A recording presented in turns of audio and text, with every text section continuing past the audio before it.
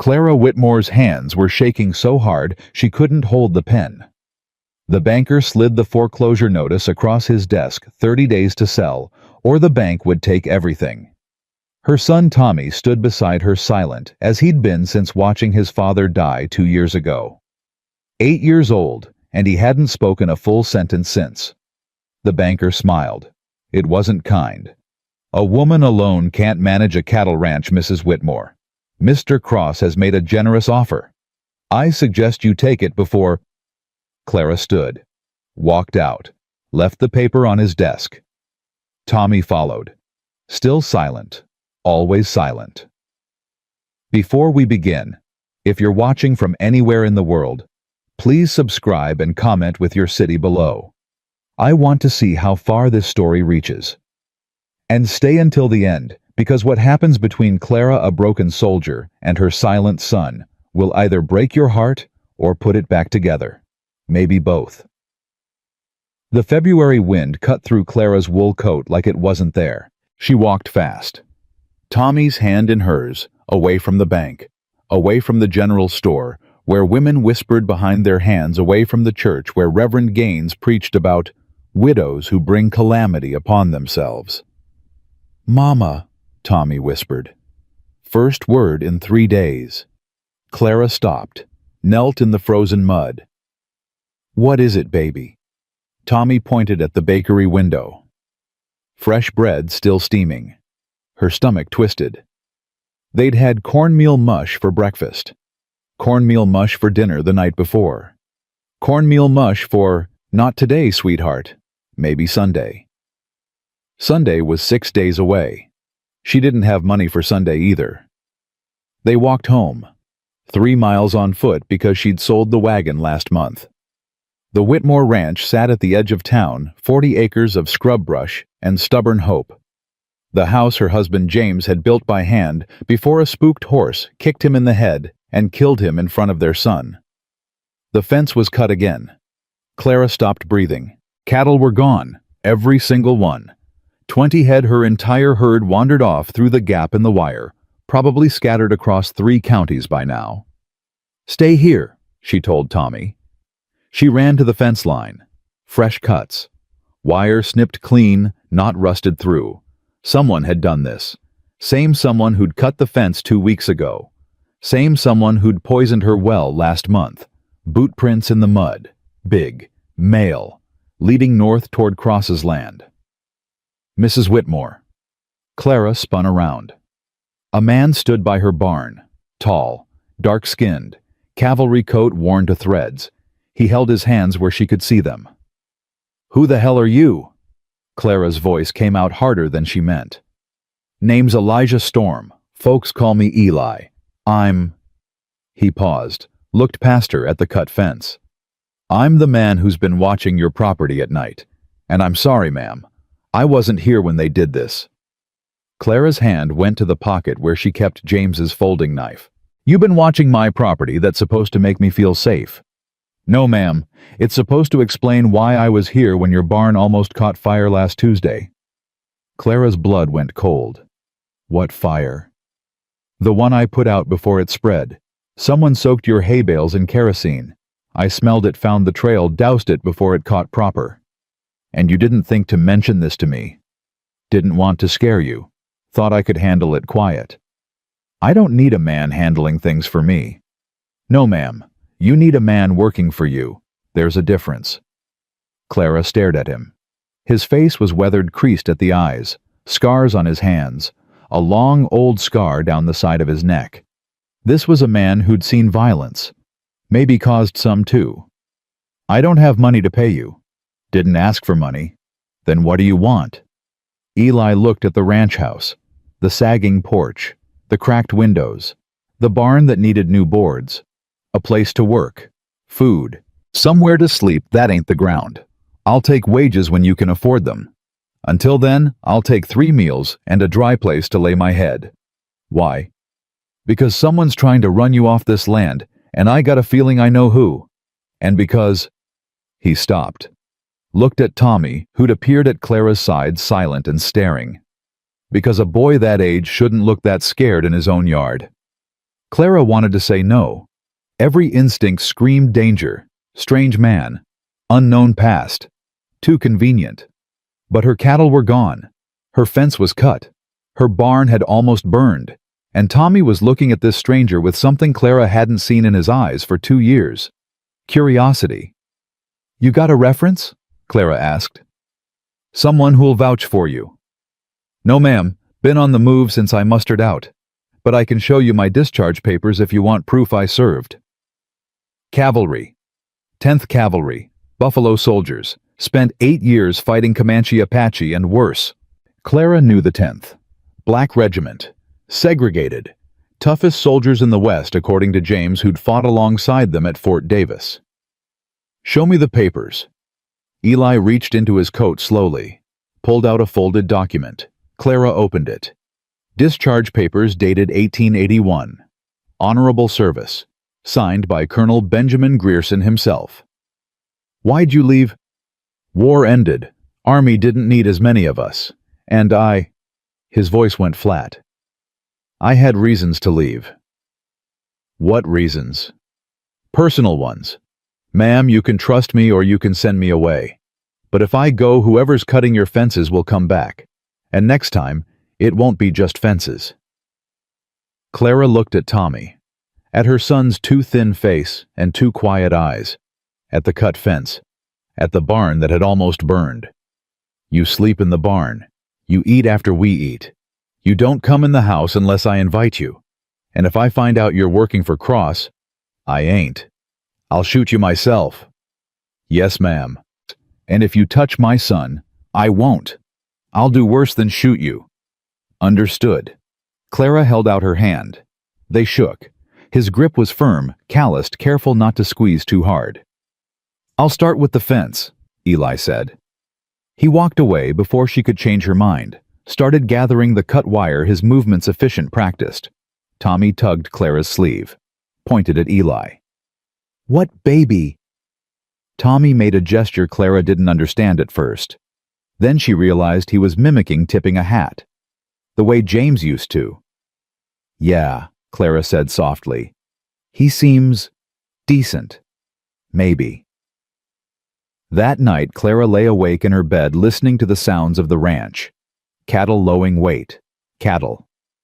She went to the window, saw her herd in the pen. All 20 head. Eli stood by the gate, watching them settle.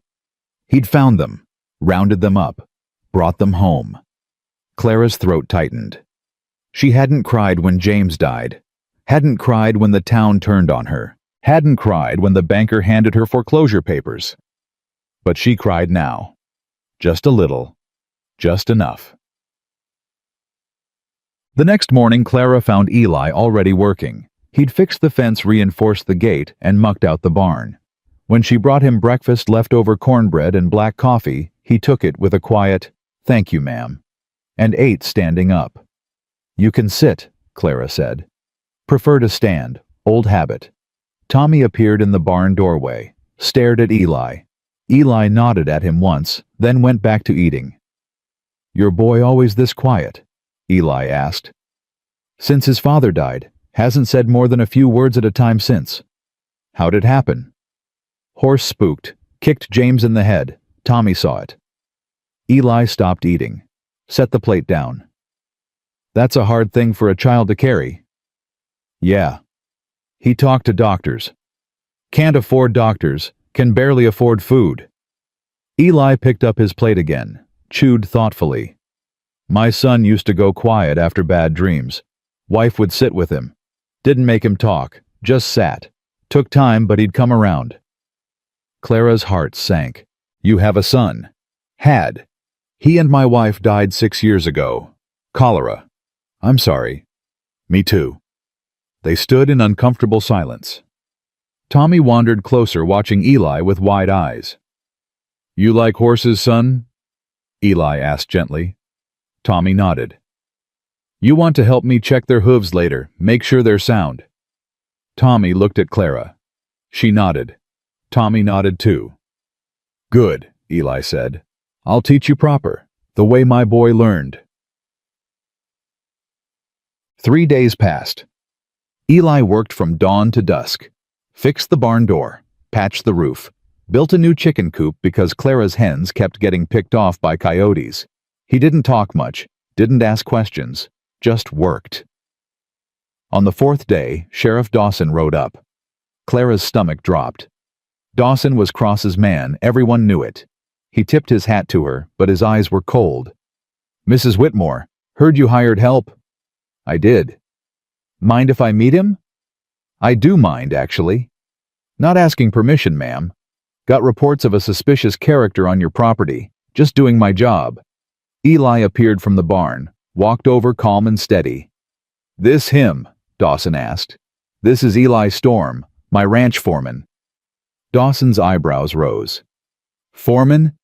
That's a mighty big title for a—" He stopped, smiled ugly. "For a drifter." "I ain't drifting," Eli said quietly. "I'm working." "You got papers." Eli produced his discharge papers without a word. Dawson barely glanced at them. "Buffalo soldier, huh? Long way from your regiment." "Regiment disbanded. I moved on." "Moved on to what, squatting on white folks' property?" Clara stepped between them.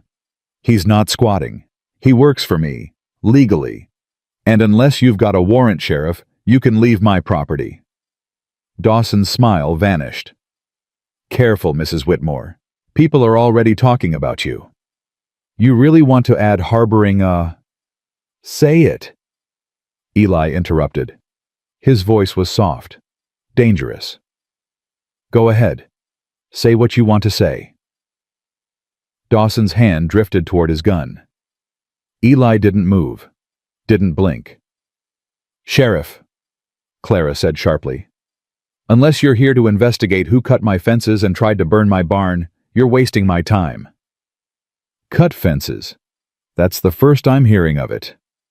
"Because I didn't report it. Figured you wouldn't do anything anyway." Dawson's jaw tightened. "You're making a mistake, ma'am. Cross has been patient, but patience runs out." "Is that a threat?" "It's a fact." He rode away. Clara didn't breathe until he was gone. "Thank you," Eli said. "For what?" "For standing between us. You didn't have to." "Yes, I did. You work for me.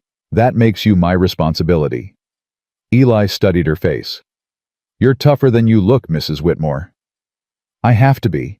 Nobody else is going to stand up for us." "I will."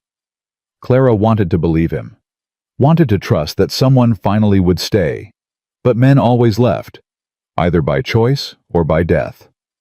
"We'll see," she said. Why? That night, Tommy had a nightmare. Clara heard him crying and ran to his room. Found him sitting up in bed, trembling, tears streaming down his face. "Baby, what is it?" Tommy pointed out the window. "At the barn. Where Eli slept." "You're scared of Eli." Tommy shook his head. Pointed again. Made a gesture, someone falling. "You dreamed about Daddy." Tommy nodded. Clara held him, rocked him, whispered things mothers whisper, but Tommy wouldn't settle, kept pointing at the barn. Finally, Clara understood. "You want to check on Eli? Make sure he's okay." Tommy nodded frantically. Clara wrapped him in a blanket, carried him outside, knocked on the barn door. "Eli, you awake?" Shuffling. The door opened. Eli stood there in his undershirt, hair loose around his shoulders. "Ma'am, something wrong. Tommy had a nightmare. He's—" Clara's voice broke. "He's scared you're dead." Eli's face softened. He knelt down eye level with Tommy. "I'm right here, son. See, breathing and everything." He took Tommy's hand, placed it over his own heart. "Feel that beating steady. I'm not going anywhere tonight." Tommy's tears slowed. He looked at Eli with such desperate hope it made Clara's chest ache. "You want to sit with me a minute?" Eli asked. "Make sure I'm real." Tommy nodded. Eli glanced at Clara. She nodded permission. He carried Tommy into the barn, sat him on a hay bale. Clara followed. "When I was your age," Eli said quietly, "my daddy died. Accident in the fields. I had nightmares for months. Kept thinking everyone I loved would disappear." Tommy stared at him. "But you know what my mama told me. She said baby people leave. That's the truth. But while they're here, you love them hard as you can. And when they're gone, you keep loving them. Love doesn't stop just because they do." Tommy's lip trembled. "Your daddy loved you fierce, didn't he?" Tommy nodded. "Then he's still loving you. Every day. From wherever good men go when they die." Tommy looked at Clara, then back at Eli. Then in the smallest voice he whispered, "You're not going to die." Clara's heart stopped. First full sentence in 2 years. Eli's eyes glistened. "Not if I can help it, son. I'm tough, hard to kill. Your mama's paying me good, and I don't quit jobs before they're done." "Promise." Eli hesitated, looked at Clara. She saw the fear in his eyes, the fear of making a promise he couldn't keep. But he looked back at Tommy and said, "I promise I'll do everything I can to stay alive. That's the best promise anyone can make." "Okay." Tommy thought about it, then nodded. "Can I go back to bed now, Mama?" Clara couldn't speak, just nodded, carried Tommy back to the house, tucked him in, kissed his forehead. When she came back outside, Eli was standing by the barn door, looking up at the stars. "He spoke," Clara said. "He did. Because of you. Because he was ready."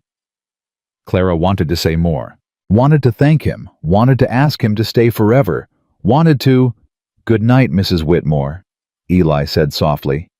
"Good night, Eli, and thank you." He nodded, went back inside. Clara stood in the dark listening to the wind and for the first time in 2 years felt something like hope. Why? The next week passed like a dream. Eli worked. Tommy followed him everywhere. Clara cooked meals that felt almost normal. But on the 8th day, Nathaniel Cross came calling. He rode up in a black carriage pulled by matched horses. Wore a suit that cost more than Clara's entire ranch. Stepped down like a king visiting peasants. "Mrs. Whitmore, a pleasure." "Mr. Cross, what do you want?" "Straight to business. I like that." He smiled, looked around. "Fine property you have here. Your late husband built it well." "He did." "Shame about his accident. Terrible loss." "It was." Cross's smile faded. "I'll be direct, Mrs. Whitmore. I need this land. The railroad's coming through, and this property sits on the only viable route. I'm prepared to offer you $3,000. That's twice what the bank will give you when they foreclose." Clara's hands clenched. "How do you know about the foreclosure?" "I know everything that happens in this county. It's my business to know." He leaned closer. "Take the money, Mrs. Whitmore. Buy a little house in town. Raise your boy somewhere safe. This ranch is killing you slowly." "No. No. This land belonged to my husband. I won't sell it. Even if staying means losing everything, your cattle are barely worth butchering. Your fences are falling apart. And that—" He glanced at Eli, who stood by the barn watching. "That man you hired, he can't save you." "He doesn't need to. I'll save myself." Cross's face hardened. "You're making a mistake." "It's my mistake to make." "Then you'll make it alone. Because I'll make sure no one in this county helps you. No credit at the store, no hands willing to work for you. No water rights when summer comes. You'll dry up and blow away, Mrs. Whitmore. And when you do, I'll buy this land from the bank for pennies." He climbed back into his carriage, rode away without another word. Clara stood frozen. Tommy ran to her side. Eli walked over. "How bad is it?" Eli asked. "He's going to strangle us, cut off credit, block water rights, make it impossible to operate." "Can he do that?" "He owns half the town. The other half owes him money. Yeah, he can do that." Eli was quiet for a long moment. Then he said, "I got some money saved. Not much, but enough to buy supplies if the store won't give credit." "I can't take your money." "You're not taking. I'm investing. If this ranch goes under, I lose my job. Makes sense to keep it afloat." Clara looked at him. At this man who'd appeared out of nowhere and stayed when anyone else would have run. "Why are you really here, Eli?" "What do you mean?" "I mean, why did you stop here at my ranch out of all the places you could have gone?" Eli looked away, touched something at his throat, a leather cord barely visible under his collar. "I was passing through, saw your fence get cut, saw the men who did it, followed them back to Cross's land. And I thought..." He stopped, started again. "I thought, here's a woman alone with a boy to protect and nobody helping her. And I remember what that feels like. Being alone, needing help, and getting none." "What happened to your family, Eli, really?" His jaw tightened. "We lived on Kiowa land. My wife was Kiowa. Our son was mixed. When the Army forced relocations, they burned our home. My wife and boy were inside. I was 3 miles away escorting a supply wagon. By the time I got back..." He didn't finish, didn't need to. "I'm sorry," Clara whispered. "Don't be. Just let me stay. Let me help. Because I couldn't help them, but maybe I can help you." Clara made a decision that felt like stepping off a cliff. "Okay, but Eli, if we're going to survive this, we can't just defend. We have to fight back." Eli's eyes met hers, and for the first time, she saw the soldier he used to be. "Then let's fight," he said. Tommy looked up at both of them, and for the first time since his father died, he smiled. The general store smelled like tobacco and judgment. Clara pushed through the door with Tommy's hand in hers, and Eli following 2 steps behind. Every head turned. Conversation stopped mid-sentence. Martha Green stood behind the counter, arms crossed. "We're closed." "Your sign says open until 6, Clara said.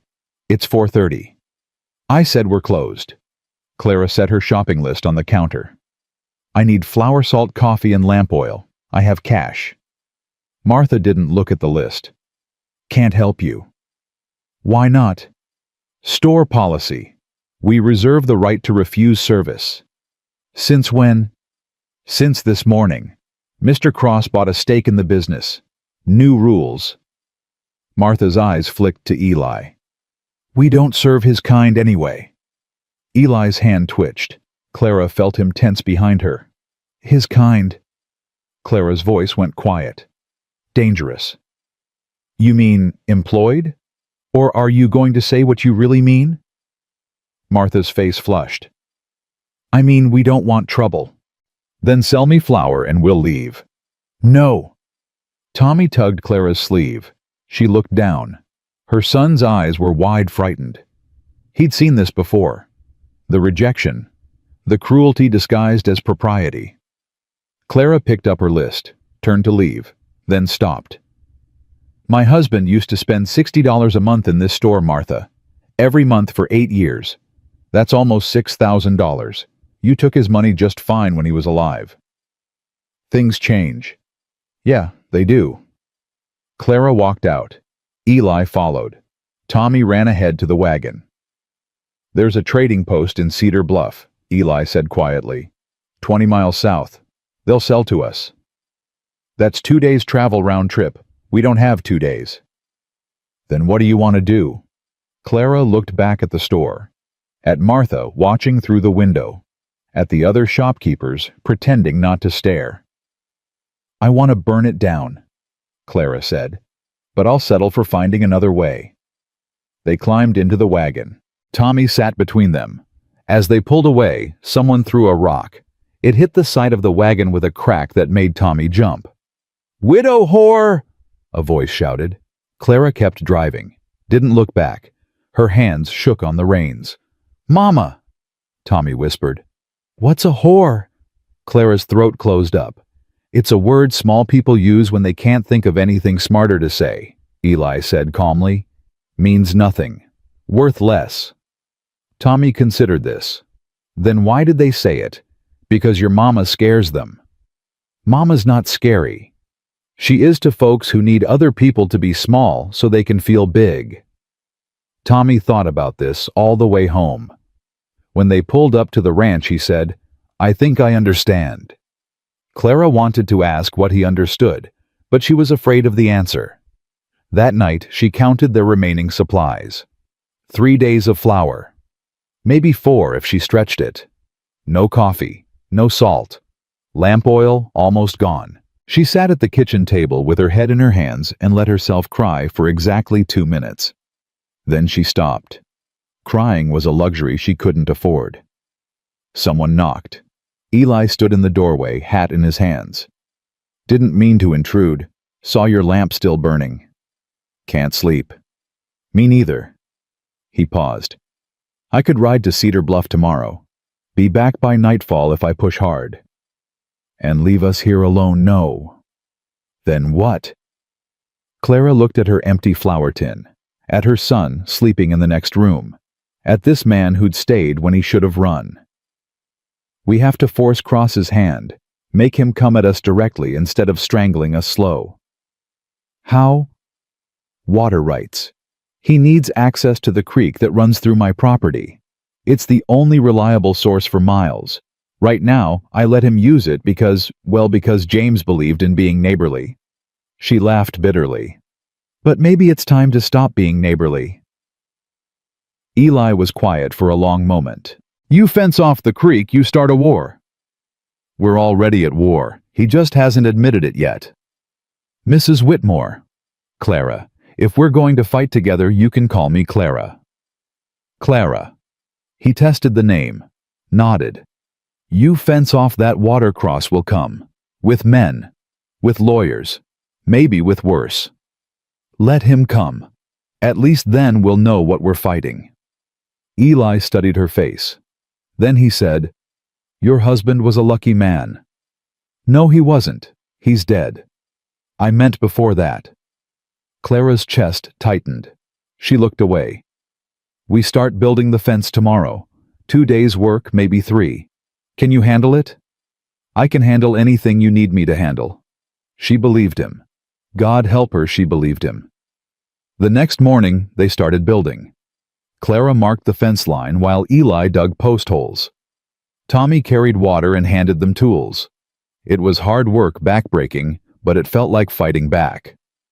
On the second day, Sheriff Dawson rode up. "Mrs. Whitmore, what are you doing?" "Building a fence. It's my property." "That creek waters half the county." "Then maybe the county should have been nicer to me." Dawson's jaw tightened. "Cross isn't going to like this." "I'm not particularly concerned with what Cross likes." "You're making a mistake. So everyone keeps telling me, but it's still my mistake to make." Dawson looked at Eli. "You putting her up to this?" "No, sir, I'm just following orders." "Orders?" Dawson spat in the dirt. "You're going to get her killed, you know that. You and that boy." "No, sir, I'm going to keep them alive. That's the job." Dawson rode away muttering curses. Clara didn't care. She went back to work. By evening, the fence was half finished. Clara's hands were blistered. Eli's shoulders were tight with exhaustion. Tommy had fallen asleep under a tree. "We'll finish tomorrow," Clara said. "Yeah." Eli looked at the fence, at the creek beyond it. "You know Cross is going to come tonight." "I know." "You wanted me to stay up? Keep watch." "No. Get some sleep. You'll need your strength tomorrow." But neither of them slept. Clara lay awake listening to the night sounds, waiting for hoofbeats. Eli sat in the barn, with his rifle across his knees, watching the road. Nothing happened. Not that night. The next day they finished the fence. It wasn't pretty, but it was solid. Clara hammered in the last post and stepped back. "It's done." Eli nodded, looked toward Cross's ranch miles away. "Now we wait." They didn't wait long. Cross arrived an hour before sunset with 6 men. Cowboys, all of them. Hard men with guns on their hips and meanness in their eyes. Clara stood on her porch with Tommy behind her. Eli stood beside her, rifle visible but not raised. "Mrs. Whitmore, Cross said pleasantly. Too pleasantly. I see you've been busy. I have. That fence is blocking my water access. Your water access? Clara's voice could have cut glass. It's my creek. On my land. You've been using it because I allowed it. I don't allow it anymore. I have legal rights. Show me the papers. Cross's pleasant expression slipped. I don't need papers. It's been common use for 20 years. Then you should have formalized it. Put it in writing. Got my signature. But you didn't because you assumed I'd be too weak or too scared to say no. Clara stepped forward. I'm saying no. Cross's men shifted. Hands drifted toward guns. Don't, Eli said quietly. Not a threat. Just a fact. You think you can take all of us? One of the cowboys sneered. No, but I can take 3 of you before I go down. Question is which 3 want to die over water rights? Nobody moved. Cross held up a hand. Gentlemen, we're civilized people. Mrs. Whitmore, you're making a very serious error in judgment. I'm making a stand. You're making yourself an enemy of everyone in this county. I already was. At least now I'm honest about it. Cross's face went hard. You have 48 hours to remove that fence. If you don't, I'll remove it myself. You set foot on my property again, I'll shoot you for trespassing. Bold words for a woman alone. She ain't alone, Eli said. Cross looked at him properly for the first time. Really looked. Saw the scars. The stillness. The soldier under the drifter's clothes. Who are you? Nobody important. You served. I did. 10th Cavalry. Yes, sir. Cross's expression shifted. Not respect exactly, but recognition. He'd fought in the war. He knew what soldiers looked like. You're throwing your life away for 40 acres and a woman who can't pay you, Cross said. Maybe, but it's my life to throw. Cross stared at them both. Then he turned his horse. 48 hours, Mrs. Whitmore. Then we're coming through that fence, with or without your permission. He rode away. His men followed. Tommy came out from behind Clara. Mama, I'm scared. Me too, baby. What are we going to do? Clara looked at Eli. Eli looked at the fence. Then he said, We're going to prepare. That night, Eli taught Clara how to shoot properly. Not just pointing and pulling the trigger, but aiming, breathing, making every bullet count. You got 6 shots, he said. Make them matter. Don't shoot to scare. Shoot to stop. I've never shot a man. Hope you never have to. But if it comes to it, don't hesitate. Hesitation gets you killed. Clara's hands trembled. I don't know if I can. You can. For him. Eli nodded toward Tommy sleeping inside. You'd do anything for him. Yeah, I would. Then you can shoot a man who's trying to take your home. Clara practiced until her arms ached. Until she could hit a can at 30 feet. Until Eli nodded approval. That'll do. Now get some sleep. What about you? I'll keep watch. Eli, you can't stay awake for 48 hours. I've done worse. Clara wanted to argue, but she was so tired. Bone tired. Soul tired. Wake me in 4 hours. We'll take turns. Eli nodded. Clara went inside.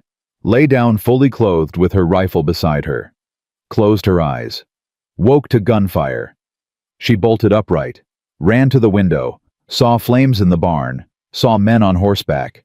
Saw Eli firing from behind the water trough. Tommy! Clara screamed. Stay in your room! She grabbed her rifle. Ran outside. A bullet whipped past her head. She dropped, crawled to the porch railing, found cover. How many? She shouted. 4. Eli's voice came back. Maybe 5. Clara saw movement. Aimed. Fired. A man fell from his horse. She'd shot someone. Actually shot someone. No time to think about it. Another rider charged toward the barn. Clara fired again. Missed. Fired again. Hit the horse. It went down screaming. "Cease fire!" a voice shouted. "Cease fire!" The shooting stopped. Clara's ears rang in the sudden silence. Sheriff Dawson rode forward, hands raised. "Everybody stop. Right now." Eli stood slowly, kept his rifle ready. "What the hell is going on here?" Dawson demanded. "They attacked us," Clara said. Her voice shook. "We were defending our property." "That true?"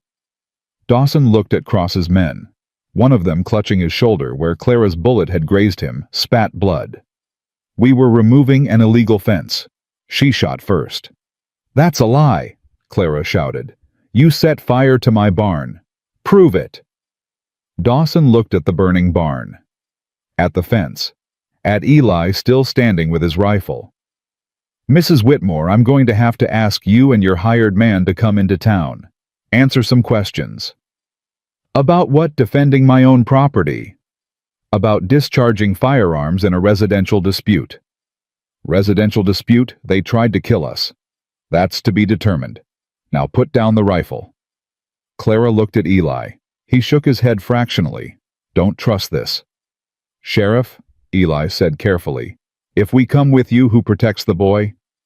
Dawson hesitated. "The boy can stay with who? The people who just tried to burn his house down." "Nobody tried to burn. The barn's still on fire, Sheriff. You can see it from here." Dawson looked genuinely conflicted for the first time. "I'm trying to keep the peace storm."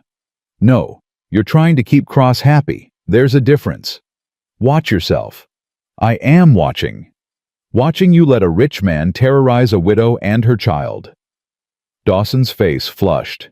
"That's enough." "When is enough? Sheriff, when they kill her, when they kill the boy, or when they kill me, and you can pretend you didn't see it happen." The words hung in the air like smoke. "Everybody go home," Dawson said finally. "We'll sort this out in the morning." "What about my barn?" Clara demanded. "I'll send someone to investigate." When I get around to it." Cross's men rode away laughing. Dawson followed without another word. Clara and Eli stood in the yard watching the barn burn. Tommy appeared in the doorway, tears streaming down his face. "Mama, the chickens?" Clara's heart broke. The chickens had been in the barn, all of them. "I'm sorry, baby. I'm so sorry." Tommy ran to her. She held him while he cried. Eli tried to salvage what he could from the barn, but it was too far gone. By dawn, only ashes remained. Clara sat on the porch steps numb. Eli sat beside her. Tommy slept against her shoulder, exhausted from crying. "I shot a man," Clara said. "You did." "I don't feel bad about it." "You shouldn't. He was trying to kill you." "Does that make me evil?" "Makes you a survivor." Clara looked at the burned barn, at her fence still standing, at Eli's profile in the growing light. "They're going to come back." "I know. Next time they'll bring more men." "Probably." "We can't win, can we?" Eli was quiet for a long time. Then he said, "Maybe not the way you think winning looks, but we can make it cost them. Make them bleed for every inch. Make them remember you." "I don't want to be remembered. I want to be left alone." "Too late for that." Clara laughed. It came out bitter. "Yeah, too late." As the sun rose, Reverend Gaines arrived in his buggy. Clara stood instantly wary. "What do you want?"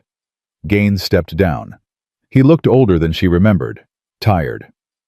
"I came to see if you were all right. I heard there was trouble." "Trouble. That's one word for it. May I—" He gestured to the porch. Clara nodded reluctantly. Gaines sat.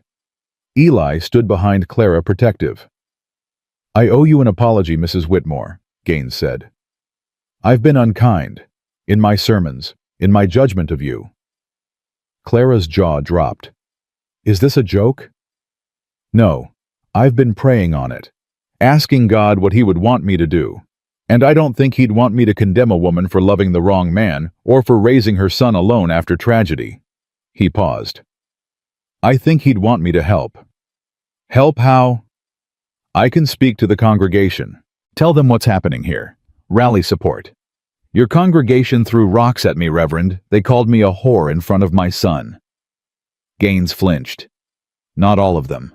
Some people are, they're afraid. Cross has power. But there are good people too.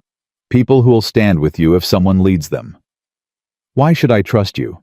You shouldn't. I haven't earned it.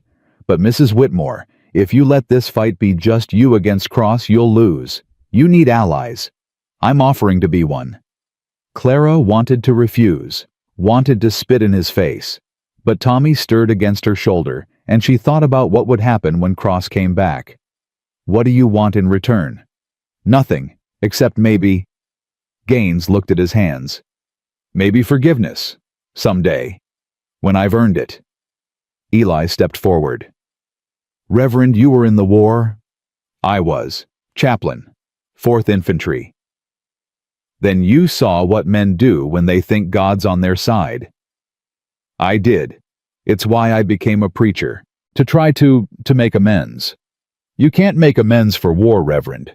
You can only try not to start new ones. Gaines nodded slowly. You're right.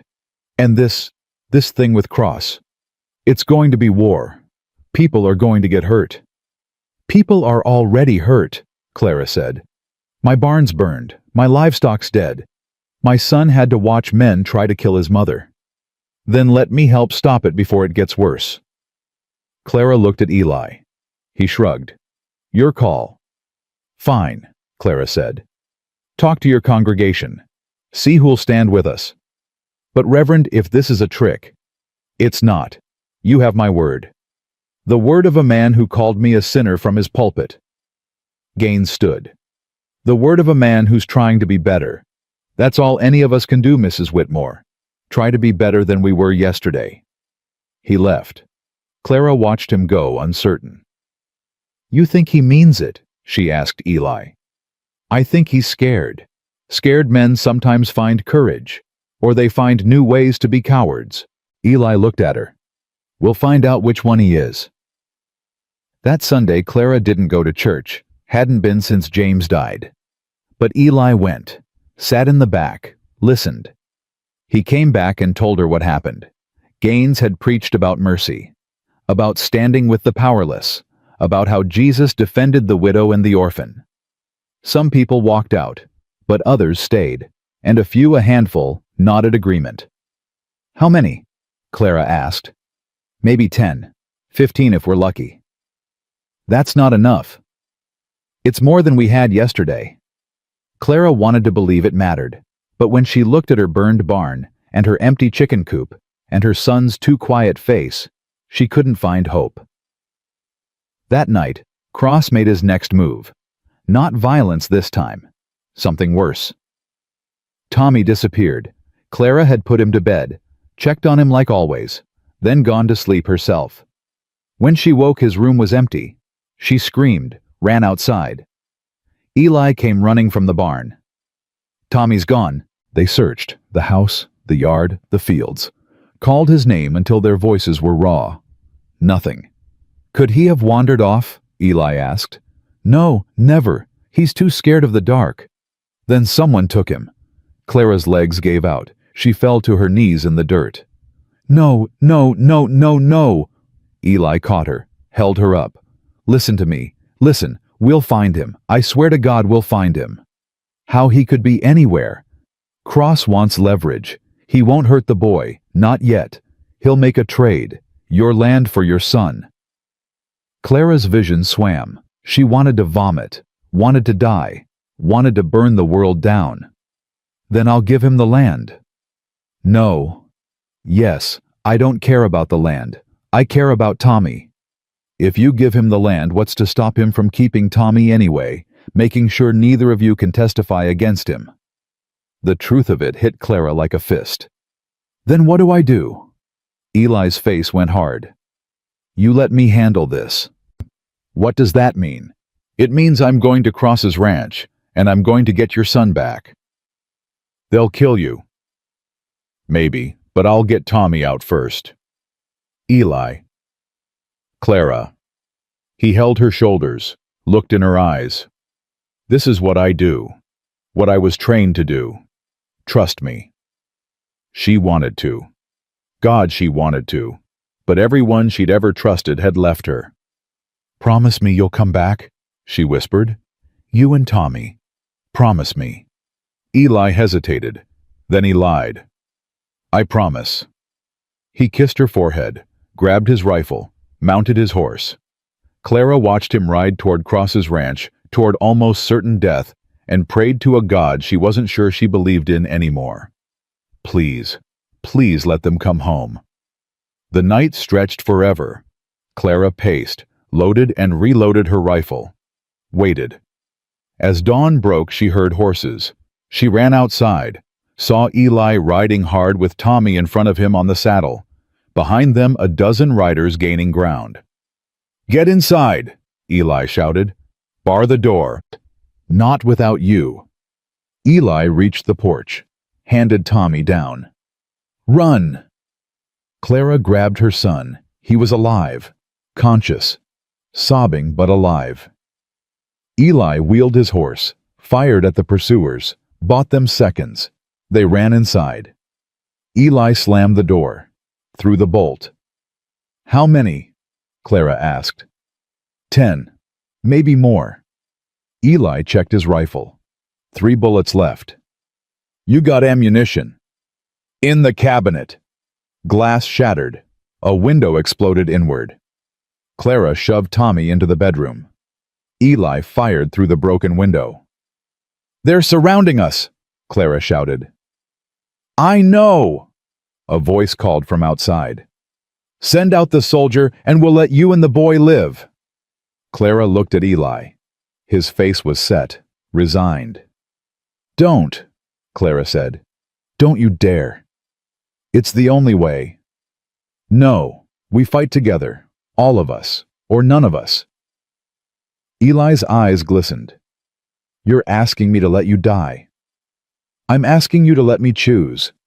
For once in my life, let me choose. He nodded, handed her a rifle. They stood back to back waiting. Then they heard it, church bells, ringing in the distance, and hoofbeats, lots of them. Reverend Gaines appeared on the road with 20 men, 20 townspeople, armed, angry. That's enough, Cross, Gaines shouted. It's over. Sheriff Dawson was with them, finally doing his job. Cross's men hesitated. The odds had shifted. Stand down, Dawson ordered. All of you. Slowly, reluctantly, guns were lowered. Clara's legs gave out again, this time from relief. Eli caught her, held her. Tommy ran out, wrapped his arms around both of them. Mama, Papa, don't let go. Clara froze. Papa. He'd called Eli Papa. Eli looked at her over Tommy's head. His eyes asked a question. Clara nodded. Yes, if that's what he wants. If that's what you want. I won't let go, son, Eli said quietly. Never again. Cross didn't leave. He sat on his horse, staring at the 20 townspeople who'd shown up to stop him. His face was stone, but Clara saw his jaw working, saw the calculation in his eyes. This doesn't concern you people, Cross said. It concerns all of us, Gaines replied. His voice shook, but he didn't back down. You took a child. You burned property. You terrorized a widow. I'm protecting my water rights. By kidnapping an 8-year-old boy. Cross's face flushed. He wasn't harmed. That's supposed to make it right? This from Martha Green. Clara's head snapped around. Martha stood with the others holding an old hunting rifle. You crossed a line, Nathaniel. Martha. Don't. I've kept quiet. Let you push people around. Let you buy up half the county. But stealing children... Martha's voice cracked. That's where I draw the line. Cross looked around at the faces. People he'd done business with. People who owed him money. People who'd been afraid. They weren't afraid anymore. Not enough to stay silent. Sheriff, Cross said tightly, Are you going to arrest anyone? Dawson shifted in his saddle, looked at Cross, at Clara, at the burned barn and the broken window. Yeah, I am. He pulled out handcuffs. Nathaniel Cross, you're under arrest for kidnapping, arson, and attempted murder. Cross's men reached for their guns. 20 rifles came up in response. Don't, Dawson said. Please don't. Nobody else needs to die today. Cross raised his hand. His men lowered their weapons. This isn't over, Cross said as Dawson cuffed him. Yeah, Clara said. It is. They took Cross away. His men scattered. The townspeople lingered uncertain now that the moment had passed. Martha approached the porch. Mrs. Whitmore, I'm sorry. For the store. For everything. Clara wanted to tell her to go to hell, wanted to spit at her feet the way men had spit at Clara's, but Tommy was watching, learning how his mother handled victory. Thank you for coming, Clara said. That took courage. Not enough. Not soon enough. Martha's eyes were red. My sister died alone. No husband. A baby out of wedlock. I watched people treat her the way I treated you. Watched her give that baby away because she couldn't stand the shame. I swore I'd never... Her voice broke. I'm sorry. Clara nodded. Didn't forgive. Wasn't ready for that, but acknowledged. Martha left. Others came forward. Awkward apologies. Offers to help rebuild the barn. Clara accepted them all with weary grace. When the last one left, she sagged against the doorframe. Eli caught her. You all right? No, but I will be. That's good enough. Tommy tugged Eli's sleeve. Papa, are the bad men gone? Clara's breath caught. Papa, again.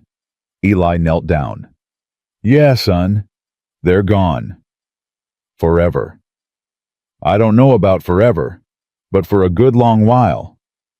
Tommy considered this. If they come back, will you be here? Eli looked at Clara. She saw the question in his eyes, the same question from before. Yes, Eli said. I'll be here. Promise? I promise. Tommy hugged him. Eli's arms came around the boy slowly, carefully, like he was holding something precious that might break. Clara turned away so they wouldn't see her cry. That night, after Tommy fell asleep, Clara and Eli sat on the porch. The stars were out. The wind was cold. Everything hurt. You went into Cross's ranch alone, Clara said. That was stupid. I know. You could have died. I know. Don't do it again. Can't promise that. Clara's hands clenched. Why not? Because if someone takes Tommy again, I'll do it again. Every time. Until I can't anymore. That's not... Clara's voice broke. That's not how this works. You can't throw your life away for us. Why not? It's my life. Because Tommy needs you. I need... She stopped. Couldn't say it. Eli turned to look at her. You need what? Nothing. Forget it. Clara. I said forget it. You need me. Eli said quietly. Is that what you were going to say? Clara's throat closed. She nodded. Then why's that so hard to admit? Because everyone I need leaves, dies, disappears, and I can't do that again. I can't watch you die. Eli reached for her hand. She let him take it. I can't promise I won't die, he said. Nobody can promise that. But I can promise I won't leave, not by choice, not ever. How can you know that? Because I've been running for 6 years, running from memories, from guilt, from everything that mattered. And then I found you, and Tommy, and a reason to stop running.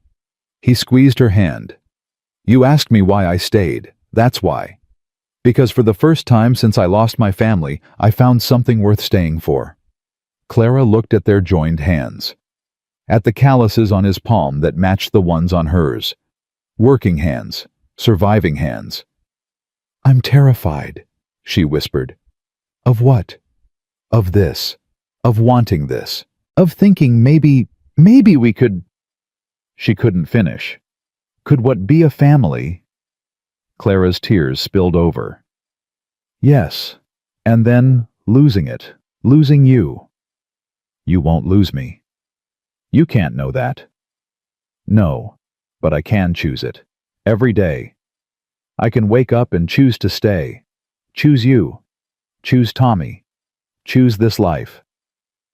He lifted her hand to his lips, kissed her knuckles. I'm choosing Clara. I'm here. I'm staying. She wanted to believe him, wanted it so badly it physically hurt. What if I'm not enough? She asked. What if you wake up one day and realize you made a mistake? That you could have had better somewhere else? Eli laughed. Actually laughed. Better than what? Better than a woman who faced down Cross with 3 bullets and no backup. Better than a boy who calls me Papa, even though he barely knows me. Better than a place that feels like home for the first time in 6 years. He shook his head. There is no better Clara. There's just this. And this is everything I want. Clara kissed him. Didn't plan it. Didn't think about it. Just leaned forward and kissed him like she was drowning and he was air. He kissed her back. Gentle at first, then deeper. His hand cupped her face, her fingers tangled in his hair. When they broke apart, both breathing hard, Eli rested his forehead against hers. Marry me, he said. Clara froze. What? Marry me. Not for protection, not for property rights, not for anything except because I love you, and I think maybe you love me too. Eli. You don't have to answer now. Think about it. But Clara, I'm done pretending this is just a job. Done pretending I'm here for the wages. I'm here for you. Clara pulled back, looked at his face in the moonlight. Saw the truth there. The vulnerability. You really mean it. Every word. Even though I come with a traumatized son and a burned barn and 40 acres of trouble, especially because of all that. Clara wanted to say yes. Wanted to throw caution away and just say yes, but fear held her tongue. Ask me again, she said. When Cross is actually in prison. When we're not waiting for the next attack. When things are safer. Eli's face fell, just for a moment. Then he nodded. All right, I can wait. You're not angry. How could I be angry? You just kissed me like the world was ending. That's answer enough for now. Clara smiled despite everything. You're a patient man, Eli Storm. Had a lot of practice waiting for things worth having. They sat together until the cold drove them inside. Eli went to the barn. Clara went to her bedroom. But neither of them slept. The next week blurred. Townspeople came to help rebuild the barn. Not everyone, not even most, but enough. Martha brought supplies from the store wouldn't take payment. Gaines organized work crews. Even Sheriff Dawson stopped by to check on them. Cross made bail, Dawson said. Trial's set for 6 weeks from now. Clara's stomach dropped. He's out. Judge set it at $10,000. Cross paid it without blinking. So he's free to come after us again. I've got a deputy watching his place, and another watching yours. He tries anything, we'll know. That's supposed to make me feel safe. It's the best I can do, Mrs. Whitmore. After Dawson left, Clara found Eli in the barn. He's out. I know, saw Dawson right up. We're not safe. We never were. But we're safer than we were. Eli hammered a nail. Trial's in 6 weeks. If Cross gets convicted, he loses everything. His ranch, his reputation, maybe his freedom. And if he doesn't, then we deal with that when it comes. Clara wanted to scream, wanted to run, wanted to grab Tommy and disappear into the territories where no one knew them. But she was done running. I'm testifying, she said. At the trial, I'm going to tell everyone what he did. Eli stopped hammering. That'll make you a target. I'm already a target. They'll try to discredit you, call you a liar, bring up your past. Let them. I'm done being ashamed of surviving. Eli smiled. There's the Clara I know. You mean the stubborn one. I mean the strong one. Tommy appeared in the barn door. Mama, Papa, I'm hungry. They went inside. Clara made dinner, actual dinner with meat Martha had brought, and vegetables from the root cellar.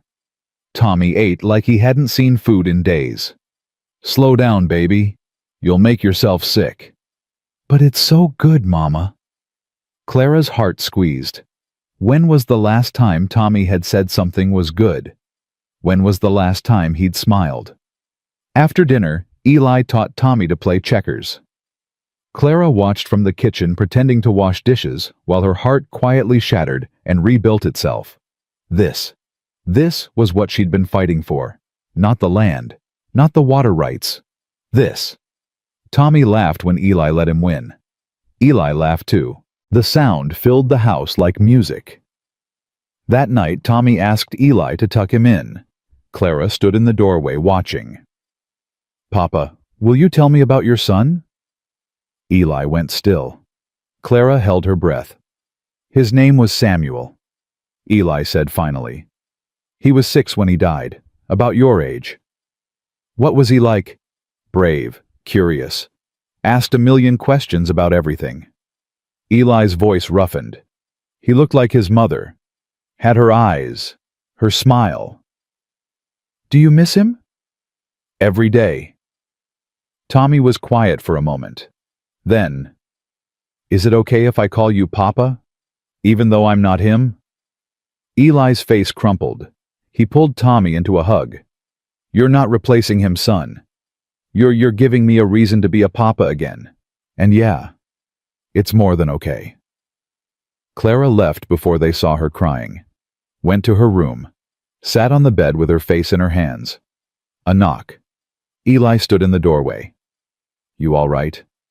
He called you Papa in front of me. Really meant it. I know. If you leave now, if you change your mind about staying, it'll destroy him. I know that too. So don't leave, please. Whatever happens, don't leave. Eli crossed the room, knelt in front of her, took her hands. I'm not James. I can't replace him. Can't be who he was. I don't want you to be James. I want you to be you. Even though I've got ghosts. Even though I wake up some nights thinking I hear my son crying. Even though all that. Because I've got ghosts too. And maybe we can carry them together. Eli stood, pulled her up, held her against his chest. She felt his heartbeat. Steady, real. 6 weeks, he said. We get through the trial. Make sure Cross pays for what he did. Then I'm asking you again, and I want you to say yes. What if I say no? Then I'll ask again the next day, and the day after, until you believe I'm not going anywhere. Clara smiled against his shirt. That's harassment, Mr. Storm. That's persistence, Mrs. Whitmore. They stood like that until Tommy called out from his room. Nightmare. They both went to him, sat on either side of his bed until he fell asleep again. Clara looked at Eli across their sleeping son. Saw the future she wanted. The family she'd thought she'd lost forever. If they could just survive 6 more weeks. The weeks crawled. Cross stayed away. But his presence hung over everything. Clara jumped at every sound. Eli slept with his rifle. Tommy had nightmares 3 times a week. The town split. Half the people sided with Clara. Half stayed loyal to Cross. Fights broke out at the saloon. The church congregation dwindled as people chose sides. Gaines kept preaching about mercy, about justice, about standing up to power. Martha reopened credit for Clara. Other shopkeepers followed. Slowly, painfully, Clara rebuilt her life. The barn went up. New chickens arrived. The fence stayed up. The creek stayed blocked. And Eli stayed. He taught Tommy to ride, to shoot, to work leather and mend fences and read tracts. All the things a father teaches a son. Clara watched them together and felt her last defenses crumble. She was in love with Eli Storm. Completely. Terrifyingly. Irreversibly in love. And that scared her more than Cross ever had. One night, 3 weeks before the trial, Clara found Eli sitting by the creek. The water rushed past cold and clean. "Can't sleep," she asked. "Thinking." "About what?" "About Cross. About the trial." He paused. "About what happens if he gets acquitted." "He won't. Too many witnesses." "Witnesses can be bought, intimidated, made to disappear." Clara's blood chilled. "You think he'd—" "I think a man who'd kidnap a child would do anything to avoid prison." "Then what do we do?" Eli looked at her. "We prepare. For anything." "How?" "I've got friends. Old cavalry buddies. Men who owe me favors. I've sent word. If things go bad at the trial, they'll be there." "You're building an army." "I'm building insurance." Clara sat beside him. Their shoulders touched. "I don't want to live like this," she said. "Always afraid. Always waiting for the next attack." "Neither do I." "Then let's end it. Not at the trial. Now." Eli looked at her sharply. "What are you saying?" "I'm saying we go to Cross. We negotiate. We find a way to end this that doesn't involve blood." "Clara, I know it's risky. I know he might refuse, but I have to try. For Tommy. I can't let him grow up in a war zone." Eli was silent for a long time. "If we do this, we do it smart. Public place. Witnesses. No chances." "Agreed." "And if he refuses, then we finish it at the trial." They shook hands like business partners. But when Clara stood to leave, Eli pulled her back, kissed her hard and desperate. "Whatever happens," he said, "I love you. Need you to know that." "I love you too," Clara said, and meant it, and wasn't afraid anymore. They arranged the meeting through Dawson. Public. The church. Gaines present as mediator. Witnesses from both sides. Cross arrived in his finest suit. Clara wore her only dress. Eli stood beside her in his cavalry coat, brass buttons polished. Tommy stayed with Martha. Safer that way. They sat across from each other in the front pew. Gaines between them. "Mr. Cross," Gaines began, "Mrs. Whitmore has requested this meeting to discuss a potential resolution. She wants to sell." Cross interrupted, finally seeing sense. "No," Clara said. "I want peace." Cross laughed. "Same thing." "It's not. I'm offering you legal water rights. In writing. Signed and notarized. You can use the creek. Build an irrigation system. Whatever you need." Cross leaned back. In exchange for dropping all claims to my land, admitting what you did, and leaving my family alone." "Family," Cross sneered. "You mean that soldier? That—" "Careful," Eli said softly. Cross's jaw clenched. "You think you can threaten me. I think I can state facts. You kidnapped a child. You burned property. You attempted murder. That's 15 years minimum in a federal prison, maybe more. If you can prove it." "I was there," Clara said. "So was Tommy. So were a dozen townspeople. You're a hysterical widow. The boy's traumatized. And those townspeople, half of them owe me money." "Then you're confident you'll win at trial?" "Very," Clara smiled. "Then why are you here?" Cross went still. "You're here because you're scared," Clara continued. "Scared that maybe, just maybe, the jury will believe us. That you'll lose everything. Your ranch, your reputation, your freedom." "I'm not scared of you." "No, you're scared of consequences. Of finally facing punishment for all the people you've crushed on your way up." Cross stood. "This meeting is over." "Sit down," Eli said.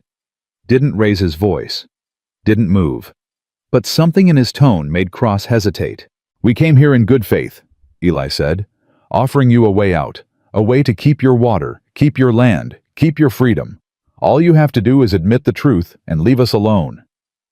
And if I refuse, then we see you in court, and I'll make sure every newspaper from here to Denver knows exactly what kind of man Nathaniel Cross is." Cross's face went red. You think anyone cares what Eli moved, fast, had Cross by the throat before anyone could blink. Say it, Eli whispered. Go ahead, say what you want to say. Give me a reason. Gaines jumped between them. Gentlemen, please. Eli released Cross, stepped back. His hands shook. Cross rubbed his throat. You just assaulted me, in front of witnesses. You were about to say something that needed stopping, Gaines said firmly. Everyone here knows it. Cross looked around. At the witnesses, at their faces, saw no sympathy. You're all against me. No, Clara said. We're all just done. Done with fear. Done with bullying. Done with you. Cross straightened his jacket, walked to the door, turned back. The trial's in 3 weeks. I'll see you there. And Mrs. Whitmore. When I win, and I will win, I'm taking everything. Your land, your livestock, your dignity. Everything. He left. The door slammed. Clara sagged. Eli caught her. Well, Gaines said quietly, that went poorly. No, Clara said, that went perfect. How do you figure? Because now everyone here heard him threaten me, heard him almost say. She looked at Eli. They heard enough. The witnesses nodded. They'd testify, all of them. But as they left the church, Eli pulled Clara aside. He's not going to let this go to trial. What do you mean? I mean he's going to come at us, hard, before the trial, before these witnesses can testify. You really think? I know. I've seen men like Cross before. Powerful men backed into corners. They don't surrender. They burn everything down.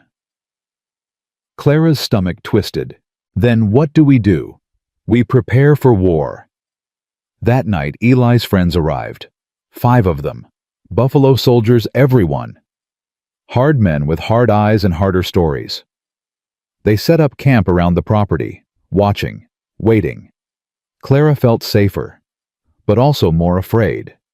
Because if Eli was right, if Cross was planning one last attack this time, people were going to die.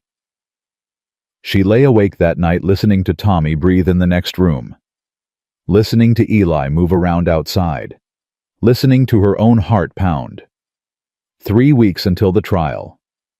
3 weeks to survive. But in her gut, Clara knew they didn't have 3 weeks. Cross was coming. Soon. And when he did, everything would burn. Cross came on the 9th night. Clara woke to Eli's hand over her mouth. His eyes said everything. She nodded. He removed his hand. How many? She whispered. 20, maybe more. They're surrounding the property. Clara's blood turned to ice. She ran to Tommy's room, shook him awake gently. Baby, wake up. We need to go to the cellar. Tommy's eyes went wide. The bad men.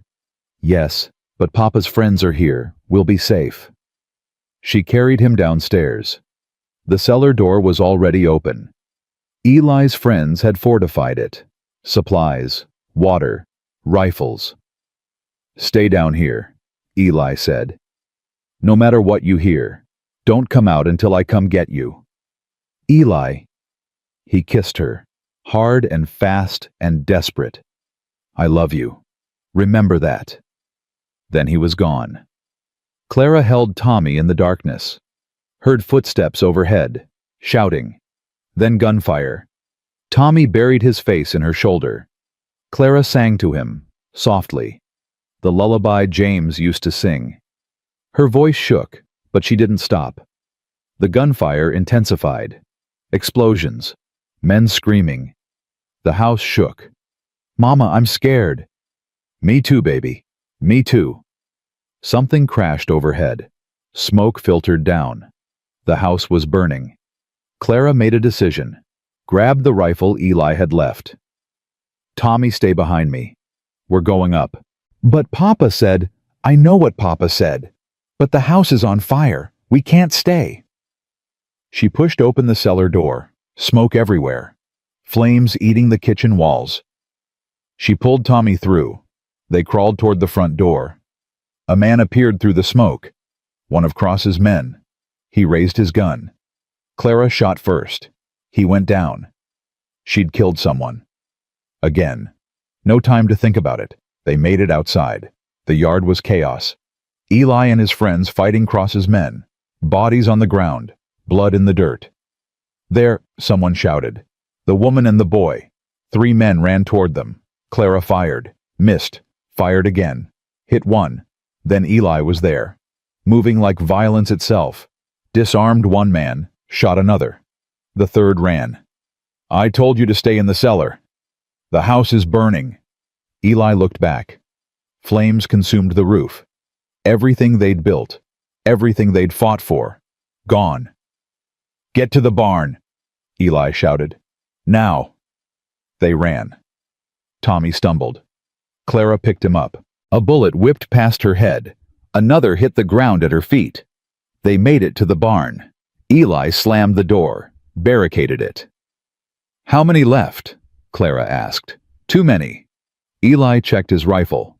We're outnumbered. Then what do? We hold until Dawson gets here. What if he doesn't come? Eli looked at her. Then we die fighting. Tommy started crying. Clara held him close. Hush, baby. It's going to be okay. But she didn't believe it. Couldn't make herself believe it. Men surrounded the barn. Their voices carried through the walls. Burn it! Someone shouted. Burn them out like rats. No. Another voice. Cross's voice. I want them alive. I want them to watch everything they love turn to ash. Then I'll kill them. Clara's hands shook. Eli reloaded methodically. One of his friends, a man named Jacob, moved to the window. They're bringing torches, Jacob said. How many? 6. No, 7. Can you hit them from here? Maybe 2. 3 if I'm lucky. Eli looked at Clara. When they light the barn, we'll have maybe 5 minutes before the smoke gets too thick. We'll need to make a run for it. To where? The creek. If we can make it to the water, we've got cover. Fighting chance. Clara wanted to argue. Wanted to find another way. But there was no other way. Okay.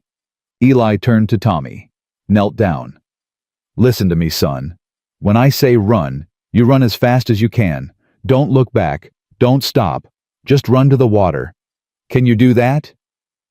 Tommy nodded. His face was pale. Eyes too big. You're brave, Eli said. Braver than any soldier I ever knew. Your mama, too. We're all going to be brave together. All right.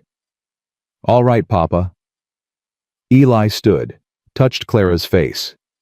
Whatever happens, don't say goodbye. I'm not. I'm saying I'll see you on the other side of this, one way or another. Flames appeared at the barn walls. Smoke poured in. The heat intensified. Now! Eli kicked open the door. They ran. Eli first. Jacob second. Clara carrying Tommy. 2 more soldiers behind them. Gunfire erupted. Jacob went down. One of the soldiers behind Clara screamed and fell. Don't stop! Eli shouted. Clara ran harder than she'd ever run. Tommy felt like a sack of lead in her arms. Her lungs burned. Her legs screamed. 50 feet to the creek.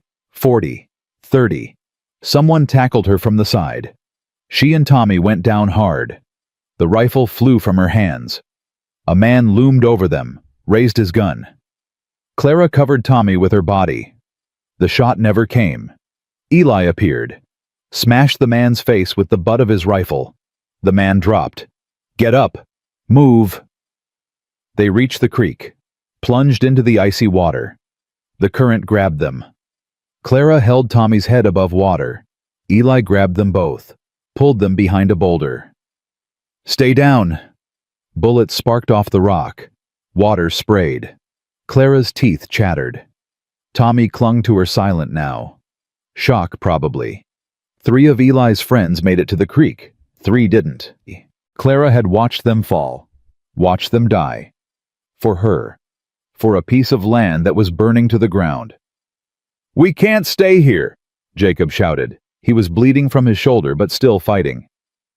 "They'll flank us." "I know." Eli fired twice. Hit something. Someone screamed. "We need to get downstream out of range. We'll be exposed." "We're exposed now." Clara looked at Tommy, at his blue lips and shaking body. They couldn't stay in the water. He'd die of cold before Cross's men could shoot him. "Go," she shouted. "I'll cover you." "Clara, I said go. I'm not losing my son." Eli hesitated, then nodded. "On 3. 1, 2, 3. They moved downstream, using rocks for cover. Clara fired blindly, didn't care if she hit anything, just needed to make noise, make Cross's men keep their heads down. A bullet hit the water next to her, another grazed her arm. She felt the burn, kept shooting. Then her rifle clicked empty. Damn it. A man appeared on the bank, aimed directly at her. Clara closed her eyes. The shot came from behind her. The man fell. Clara spun around. Sheriff Dawson stood on the opposite bank with a rifle. Behind him, 30 men. Townspeople. Armed. Angry. "Cease fire!" Dawson bellowed. "Cease fire or I'll shoot every last one of you." The gunfire stopped. Cross's men looked at each other. At the bodies. At the burning ranch. At the overwhelming force suddenly against them. They ran, scattered into the night like cockroaches. Cross stood alone, watching his men flee. Then he looked at Clara, at Eli, at Tommy shivering in the water. "This isn't over," he said. "Yeah," Dawson said, cuffing him again. "It is. Nathaniel Cross, you're under arrest. Again. And this time, there's no bail."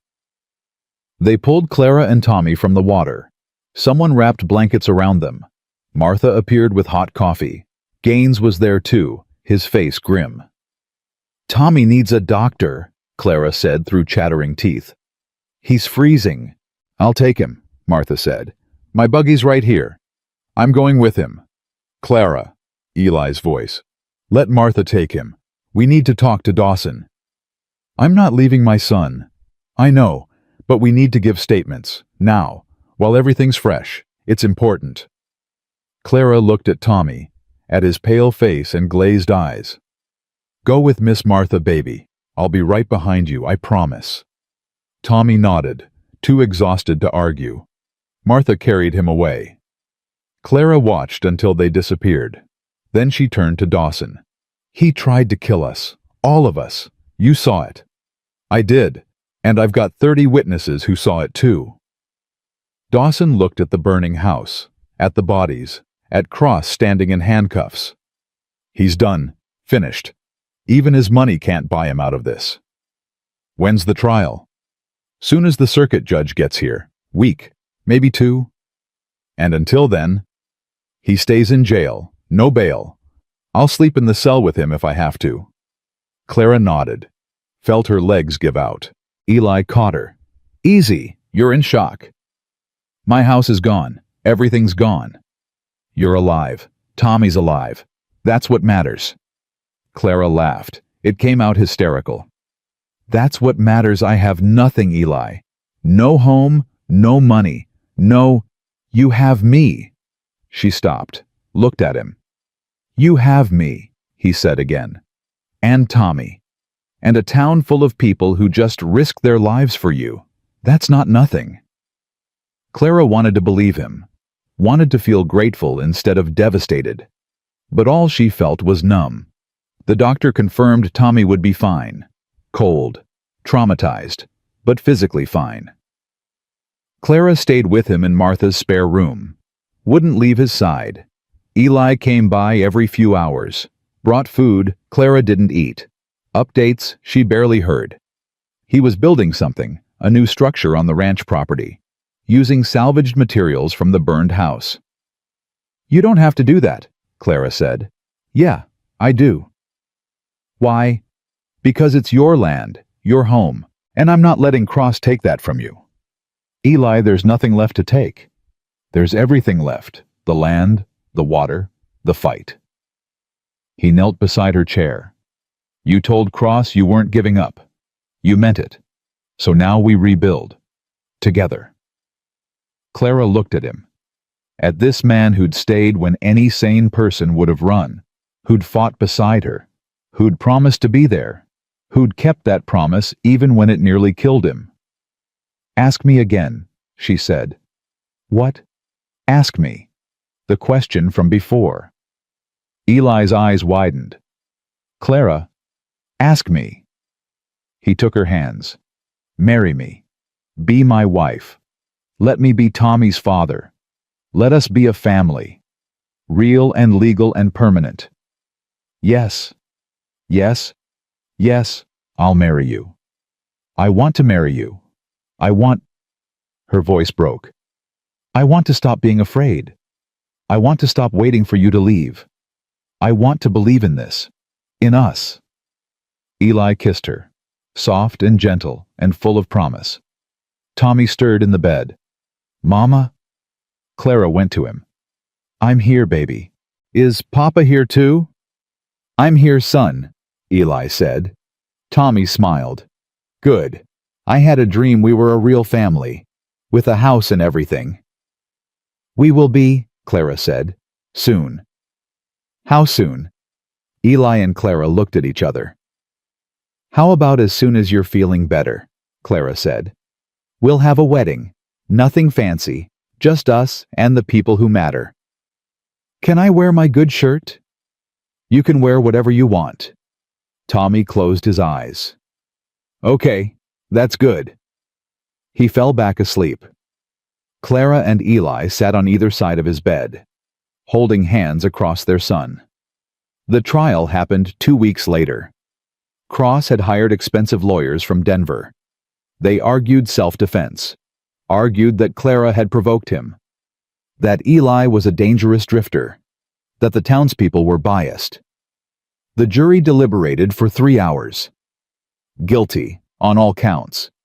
The judge sentenced him to 20 years. Federal prison. No parole. Cross's face went white. You can't. This is a mistake. I have rights. You lost your rights when you terrorized innocent people, the judge said. Take him away. They dragged Cross out. He was screaming, threatening, promising revenge. Clara watched him go and felt nothing. Not relief, not triumph, just exhaustion. Outside the courthouse, townspeople gathered. Some cheered. Some looked uncomfortable. Some left without a word. Martha hugged Clara. It's over. It's really over. Yeah. You did it. You beat him. We beat him. All of us. Gaines approached. Mrs. Whitmore, I wanted to say I'm proud of you. What you did took courage. Or stupidity. Sometimes they're the same thing. He smiled. When would you like to have the wedding? Clara blinked. You'd marry us after everything? Of course. It would be an honor. Clara looked at Eli. He shrugged. Your call. Sunday, Clara said. After morning service. Small. Just family and close friends. Perfect. I'll make the arrangements. That Sunday, Clara wore her mother's dress. The one she'd gotten married to James in. It felt wrong at first, then right. James would have wanted her to be happy, would have wanted Tommy to have a father. She stood at the front of the church, Tommy beside her in his good shirt, Eli at the altar in his cavalry uniform, brass buttons polished, hair tied back. He looked nervous. Clara almost laughed. This man had faced down Cross's men without flinching, but marriage made him nervous. Gaines began the ceremony. Clara barely heard the words. Just watched Eli's face. Watched him mouth, I love you, when he thought no one was looking. Do you, Clara Whitmore, take this man to be your lawfully wedded husband? I do. And do you, Elijah Storm, take this woman to be your lawfully wedded wife? I do. Forever. I do. Then by the power vested in me, I now pronounce you husband and wife. You may kiss your bride. Eli kissed her like they were the only two people in the world, like he'd been waiting his whole life for this moment. Tommy cheered. The small congregation applauded. Martha cried. Even Dawson smiled. They walked out into sunshine. The church bells rang. People threw rice. It felt like a normal wedding, like they were normal people with normal lives. For one perfect moment, Clara believed it. They spent their wedding night in Martha's guest room. It wasn't romantic, wasn't private, but it was theirs. Eli held Clara in the darkness. "You sorry you said yes?" "Not even a little bit." "Even though we're starting with nothing." "We're not starting with nothing. We have each other. We have Tommy. We have land and water and a chance." She turned to face him. "That's more than nothing. That's everything." Eli kissed her forehead. "I'm going to make you happy, I swear it." "You already do." "I mean really happy. Big house, security, a life where you don't have to be scared." "I'm not scared anymore." "Why not?" "Because I'm not alone." They made love slowly, carefully, learning each other. Clara cried halfway through. Not from pain, from relief, from finally feeling safe enough to want this. Afterward, they lay tangled together. Eli traced patterns on her skin. "I've been thinking," he said. "About what?" "About the ranch. About rebuilding." He paused. "I want to do it right this time. Not just a house, but a real ranch. Cattle, horses, maybe some hired hands. Make it something we can pass down to Tommy." Clara's throat tightened. "That costs money." "I've got some saved. Not much, but enough to start. And I was thinking we could sell water rights to some of the smaller ranchers. Not Cross's people, but decent folks who need it. Charge fair prices, build up capital." That's actually smart." "I have my moments." Clara laughed, really laughed, for the first time in years. "What?" Eli asked. "Nothing. Just, I'm happy. Actually really happy. It feels strange." "Get used to it. I plan on making you happy for a long time." "How long?" "Forever. At least." Clara kissed him. "Forever sounds perfect." The next morning they went back to the ranch, or what was left of it. The burned house. The new structure Eli had built barely more than a shack, but it had walls and a roof. Tommy ran ahead. "Is this ours now? Really ours?" "Really ours," Clara said. "Forever." Tommy whooped, started exploring, found a salamander under a rock, ran to show Eli. Clara stood in front of the burned house, looked at the ashes, at everything she'd lost, then looked at the new structure, at everything she'd gained. Eli appeared beside her. "We'll build something better, bigger, stronger." "I know. It won't be easy." "I know that too. But we'll do it together." Clara took his hand. "Yeah, together." They got to work. The town helped. Not everyone, but enough. Lumber appeared, nails, tools. People showed up on weekends to help build. The house went up slowly, one board at a time, one nail at a time. By fall they had walls. By winter they had a roof. Tommy's 9th birthday happened in their new house. Clara made a cake. Eli carved him a horse from wood. Martha brought presents. Gaines came by with a new Bible. They sang and ate and laughed. Tommy blew out his candles. "What did you wish for?" Clara asked. "Can't tell. Won't come true." "You can tell us. We're family." Tommy looked at both of them. "I wished that we could stay like this forever. Happy. Together. All three of us." Clara's eyes filled. Eli pulled Tommy into a hug. "That's a good wish, son. Best wish I ever heard." That night, Clara and Eli sat on their new porch. The rocking chair had survived the fire. Eli had salvaged it, fixed it. It sat between them now. "We did it," Clara said. "Did what?" "Survived. Built something. Made a life." "Yeah, we did." "Think Cross is rotting in prison?" "Hope so. think he'll ever get out. Not for a long time. And when he does, we'll deal with it. Clara nodded. Believed it. Believed they could handle anything now. Eli. Yeah. Thank you. For what? For staying. For fighting. For choosing us. Eli reached for her hand. Thank you for letting me. For trusting me. For giving me a reason to stop running. They sat in comfortable silence, watching the sunset, watching their son play in the yard, watching their future unfold. And for the first time in Clara's life, the future didn't look terrifying. It looked beautiful. Spring came hard that year, the kind of spring that flooded creeks and turned roads to mud and made everything impossible. Clara stood in the doorway, watching rain hammer their new roof. Testing it.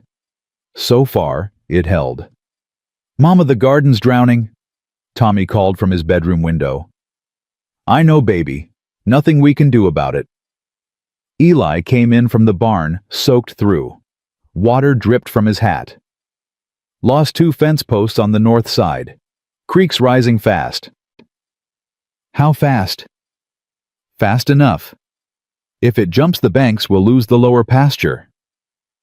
Clara's stomach nodded. They'd just planted that pasture. 3 weeks of work. If the water took it, "We can't stop a flood, Eli."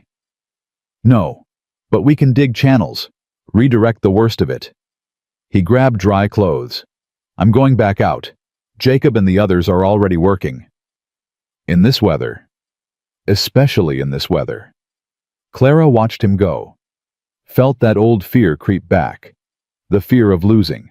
Of watching everything they'd built wash away. Tommy appeared at her elbow. "Can I help, Papa?" "No, too dangerous." "But I want to help." "I know. But sometimes helping means staying safe so the grown-ups don't have to worry." Tommy's face fell. He was 9 now. Old enough to understand. Old enough to hate being told no. "I'm not a baby anymore, Mama." "I know you're not." "Then why do you treat me like one?" The words stung. Because he was right. Clara had been holding on too tight, afraid of losing him the way she'd lost James. "You're right," she said. "You're not a baby. You're brave and strong and capable." She handed him his rain slicker. "Go help your father. But you listen to everything he says. You hear me?" Tommy's face lit up. "Yes, ma'am." He ran out before she could change her mind. Clara watched through the window. Saw Eli's surprise when Tommy appeared. Saw him hesitate. Then saw him hand Tommy a shovel. Her son. Working alongside his father. In a flood. And she had to let them. Had to trust they'd both come home. The rain lasted 3 days. They lost the lower pasture. 5 head of cattle wandered off. But the house stood. The barn stood. And her family came home every night exhausted but alive. On the 4th day, the sun came out. Clara walked the property surveying damage. It was bad. Not devastating, but bad enough to set them back months. "We'll recover," Eli said. He stood beside her looking at the ruined pasture. "Always do." "This is the 3rd setback this year, the drought last summer, the fence vandalism in fall. Now this." "Yeah, farming's hard. Ranching." "That too," he smiled. "But we're still here, still fighting." "For how long?" "Before we run out of money, out of luck."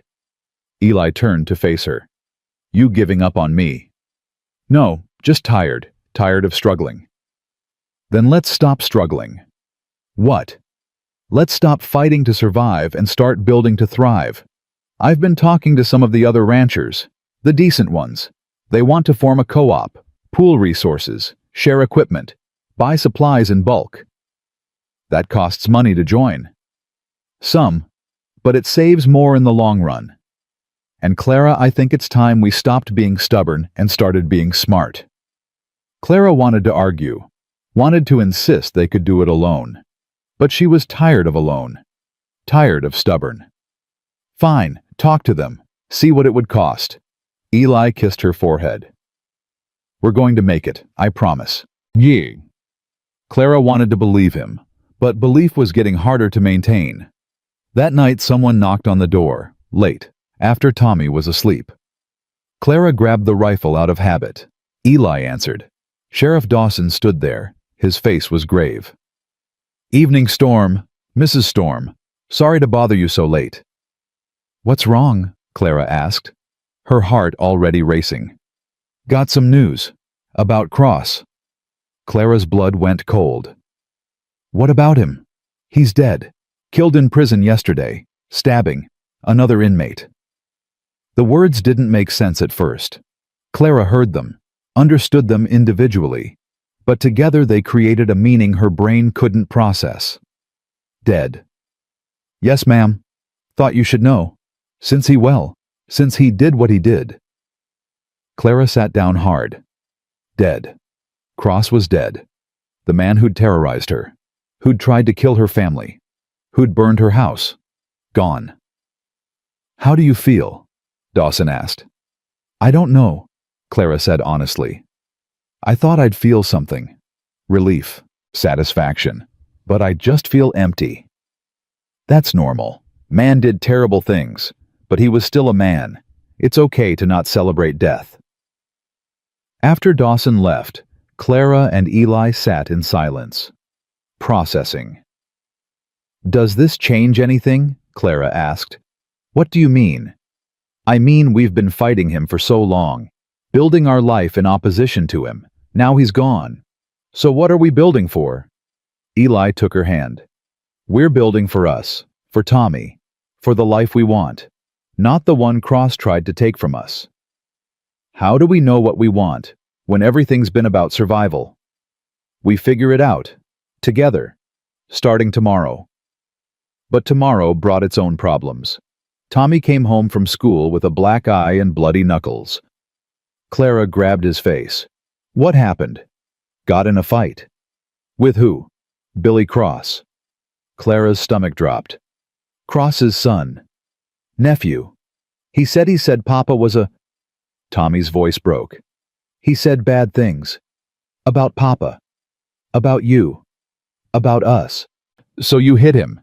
Had to. He wouldn't stop. Eli appeared in the doorway, assessed the situation instantly. Let me see your hands, son.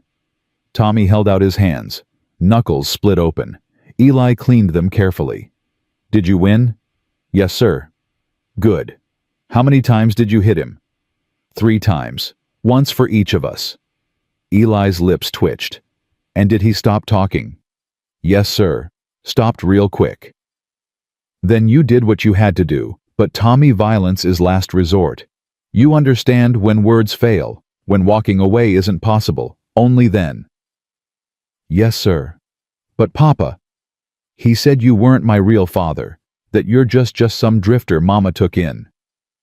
Eli went very still. And what did you say? I said you're more my father than his uncle ever was to him. That real fathers stay, they fight, they love.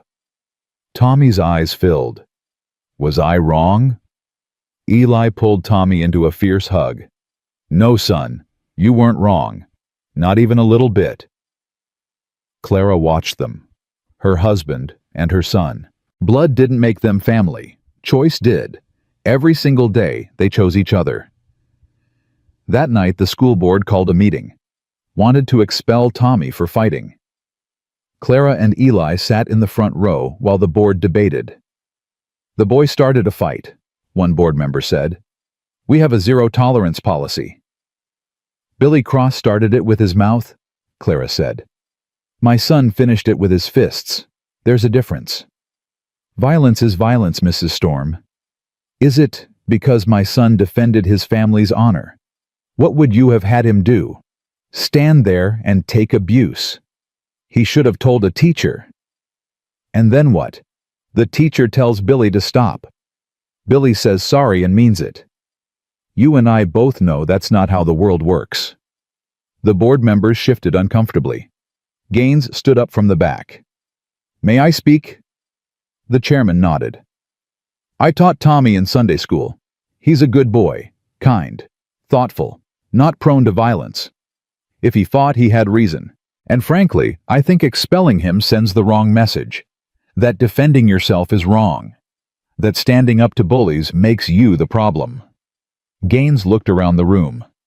We've all stood by while good people got hurt, while Cross terrorized this town. Are we really going to punish a child for having more courage than we did? Silence. Then Martha stood. I agree with the Reverend. Tommy stays. One by one, others stood. Not everyone, but enough. The chairman sighed. Fine. Tommy stays. But one more incident. There won't be, Eli said. I'll make sure of it. They walked home under stars, Tommy between them, holding both their hands. Am I in trouble? Tommy asked. No, Clara said. You're not in trouble. But I broke the rules. Sometimes rules are wrong. Sometimes standing up for yourself is more important than following rules. How do I know which times? Clara and Eli looked at each other. How did you teach a child the difference between justified violence and cruelty, between standing up and lashing out? You use your judgment, Eli said, and you ask yourself, am I doing this to hurt someone or to protect someone? If it's to hurt you, walk away. If it's to protect you, stand your ground. Tommy thought about this. Okay, I understand. Clara hoped he did. Hoped they were teaching him right. Hoped they weren't creating a boy who solved problems with his fists. But then Tommy said, Papa, if someone hurts Mama again, I'll fight them too. Even if I get expelled. Even if I get in trouble. Because family protects family. And Clara knew they were doing something right. Summer came hot and dry. The kind of dry that cracked earth and killed crops and made everyone mean. Water disputes broke out between ranchers. The co-op Eli had joined helped. But tensions still ran high. One afternoon, a stranger rode up to the ranch. Young man, maybe 20, dusty from travel.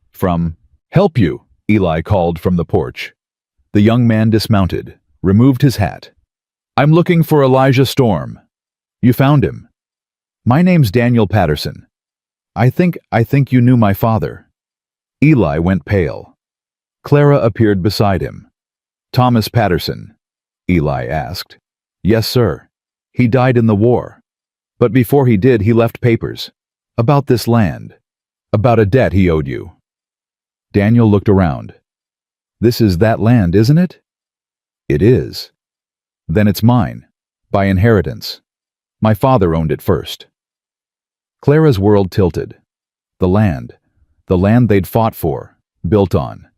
The land Eli had legal deed to, show me the papers. Eli said quietly. Daniel produced documents. Older than Eli's deed. Predating the transfer. Clara read them with growing horror. Thomas Patterson had owned this land, had tried to transfer it to Eli, but had died before the transfer was finalized. Which meant it should have gone to his heir, to Daniel, their land, their home, their entire life, built on a legal mistake. This can't be right, Clara said. We have a deed, signed, witnessed. By my grandmother, Daniel said, who didn't have legal authority to sell. The land was part of my father's estate. It should have gone through probate. It didn't. So what are you saying?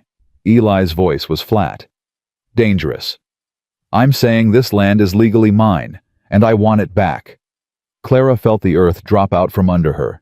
Everything. They were losing everything. Again. Get off my property, she said. It's not your property. That's the point. I said get off. Now. Before I make you. Daniel backed toward his horse. I'll be back. With a lawyer and a judge. You can't shoot your way out of this one, Mrs. Storm. He rode away. Clara stood frozen, Eli beside her, both of them processing.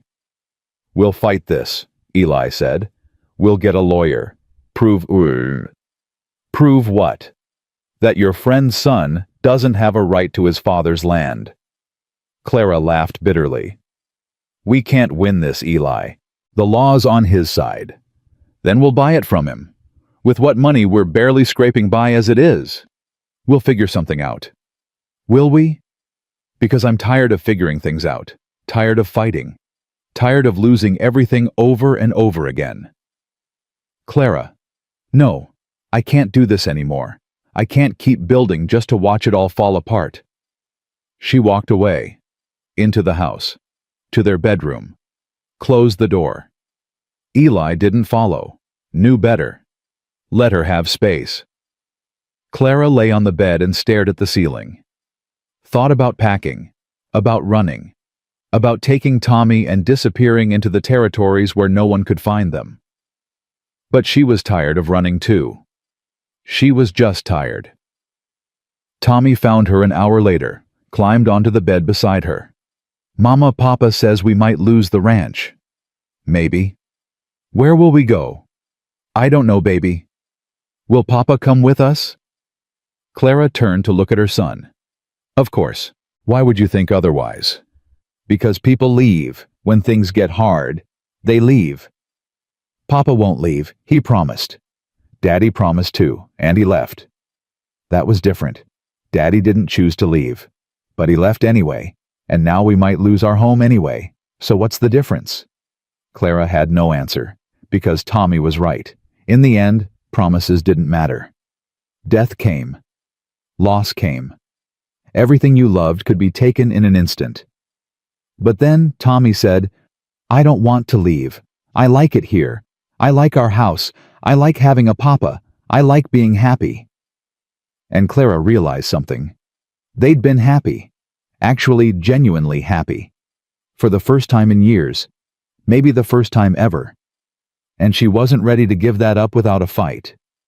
She found Eli in the barn. He was packing. His saddlebags, his rifle, getting ready to leave. What are you doing? I'm going to find Daniel Patterson. I'm going to talk to him. Figure out what he wants. He wants the land. Then I'll buy it from him. Beg if I have to. But I'm not letting him take this from us without trying everything. And if he says no, then we'll figure out something else. We always do. Clara crossed the barn, took his hands. I'm sorry, for earlier, for saying I was tired of fighting. You are tired, so am I. It's okay to admit it. But I'm not giving up. Not on this. Not on us. Eli kissed her. Neither am I. They rode out together. Left Tommy with Martha. Found Daniel Patterson in town. He was staying at the boarding house. Mr. Patterson, Clara said. We'd like to talk. About what the land's mine. Nothing to discuss. About what you actually want, Eli said. You rode 300 miles to claim land, but you don't look like a rancher. Don't talk like one. So what do you really want? Daniel shifted. That's none of your business. It is if you're taking my home. Daniel sighed. Sat down. Fine. You want the truth, I need money. My mother's sick. Doctor bills are crushing us. I thought maybe I could sell this land. Pay for her treatment. Clara and Eli looked at each other. Saw the same calculation. How much do you need? Clara asked. For what? For your mother. How much money? $500, maybe more. And how much do you think this land is worth? I don't know. 1,000, 1,500. Eli leaned forward. I'll give you 800, cash, today. You sign the land over to us, legal and proper, and we'll throw in a letter of reference. Help you find work if you need it. Daniel stared. You have $800. No, but I know where to get it.